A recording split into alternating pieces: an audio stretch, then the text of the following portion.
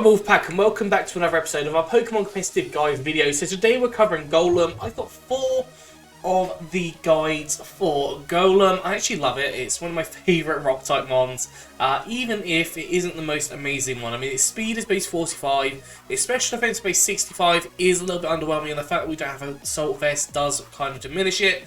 But on the defensive front, base 130 defense is amazing. Base 120 attack is actually amazing as well. So a really good Trick Room candidate, realistically. Now, I've got 4 sets for you today. The first set is my typical go-to, lead set. So on here, I would have Golem leading.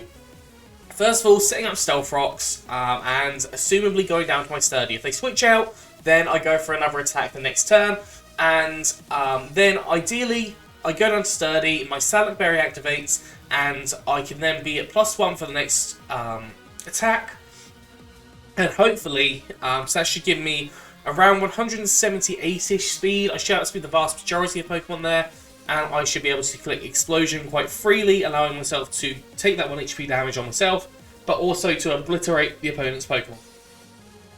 Now, you can also run a Custap Berry here. Now, Custap Berry is found, I believe, when you get Kyogre in the Romanzas Park. So, if you want to do that, sorry, I just bit my tongue. So if you want to do that, then please obviously go get that. It's far better berry to have on your Pokemon than Salad Berry, but just in case you haven't had access to the Custap Berry, you've already used it, Salad Berry is a fairly solid second. EV-wise, max HP, max defense, with an Impish Nature, so more defense, less special attack. You could go for even a max HP, max attack set with Adamant here for the Explosion Destruction, but that's up to you. Normally, I'll try use this set with the Stealth Rock Explosion as the kind of main aim of it, but also if the opponent's Pokemon is not suitable that first turn, then you can always go for obviously the Stealth Rocks whilst they switch, possibly even get a Roar off, possibly even get an Earthquake off, and that would allow you to start doing damage to a lot of different things. So that's my main thought with this set. You don't just have to do Stealth Rock and Explosion. If your opponent lets you kind of stay on the field for a little bit, and you end up coming back in late game, then you can definitely use some different tactics with this, especially with the Earthquake and the Roar. Roar, remember, is minus priority, so getting rid of them is kind of helpful. But I believe the Custap Berry also takes you to a normal priority, so if you was to naturally outspeed it, then that's kind of insane, but you know, it's kind of down to you how you decide to play this. You can play it in a couple of different ways. Oh, that's new and interesting. Okay, I want to say that. I apologise. Don't know what happened there. So, going on to the second Golem set, I've got a Choice Band set now. This works incredibly well in Trick Room. So, if you can get a good Trick Room user, such as... I'm trying to think of Trick Room users now. Things like potentially Alakazam, any Psychic type that's relatively slow could potentially also do that as well. Bulky Psychic type like Bronzong is a really good Trick Room setter, but you've got Choice Band on here. This allows you to get 1.5 times on your damage output, which honestly would be absolutely huge. 372 to over 500, which is absolutely destructive. You've got Earthquake, powerful strong stab attack. Stone Edge, again, powerful strong stab attack. Heavy Slam, quite a heavy Pokemon, so you do a little bit more damage. And obviously the Steel type coverage for things like Fairy types, and also other Rock types and Ice types, which are weak to. Definitely very helpful. And I've also put Facade on here just in case you get burned, because honestly there are a lot of physical Pokemon out there, and I think people would be silly not to run a Pokemon that can burn you, whether it's through things like Flame Body or whether it's through Will-O-Wisp. But I think it is very important to make sure you have that Facade available in some physical sweepers, because otherwise they're going to get put in a very, very difficult situation. EV-wise, gone for max HP and max attack. I've gone for an Adamant Nature, but if you're going for the Trick Room, go for a Brave Nature, which is the plus attack minus speed nature. And that's what I'd recommend you go for if you're going, especially for that Trick Room. Golem works really well in Trick Room. It's kind of its main role, so if you're running a Trick Room team, definitely consider this thing for it.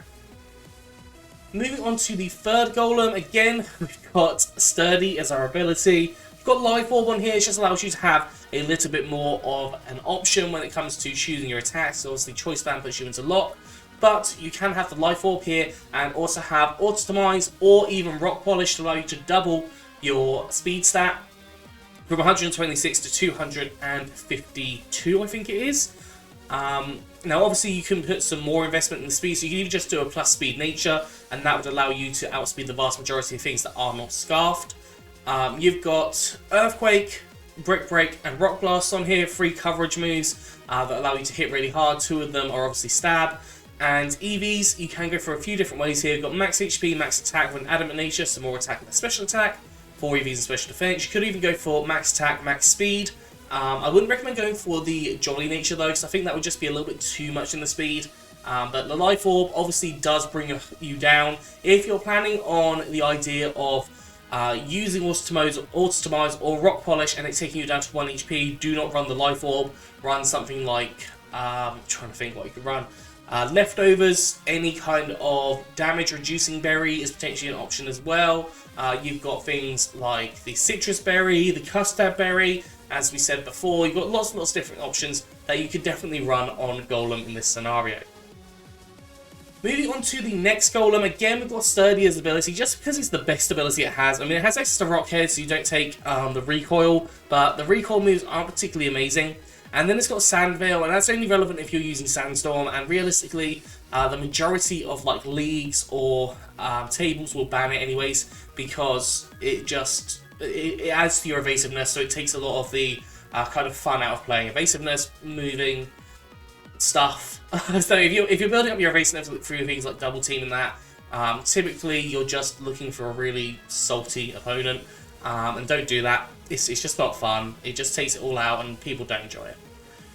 But yeah, Sturdy is your ability, Leftovers on here, and I've got a Rest Sleep Talk set. I thought this could be really interesting. So Rest and Sleep Talk with Earthquake and Stone Age as your coverage moves. You can also put something like some speed raising on this as well. But I just thought, you know, a Rest Talk might work quite nicely when it comes to Golem.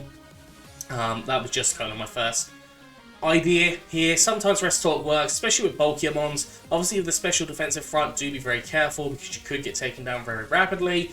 But if it's only left with physical mons on the opponent's team, then you are going to be a little bit better off. Obviously there's like a Garchomp or like an Empoleon or a Torterra, you are going to be in a little bit of trouble, but just play it as you can. Sometimes you can get a good rest up at some point during the match anyways, and it doesn't mean you have to stay in necessarily for that. You can obviously switch out the next turn. EV wise, I'd recommend going for max HP. You can go for the max attack if you want to, or even the max defense, or even max special defense if you want to. You can play the EVs how you would like here, and obviously you can switch up these sets, try out some different things, but these are just a foundation marker to get you started with your building your sets. Anyways, that's going to be all for today. I hope you've enjoyed this. If you have, please do like, subscribe, and comment. Let me know what you think down in the comment section below. Anyways, I'm out of here, so have a good one, and I'll see you soon.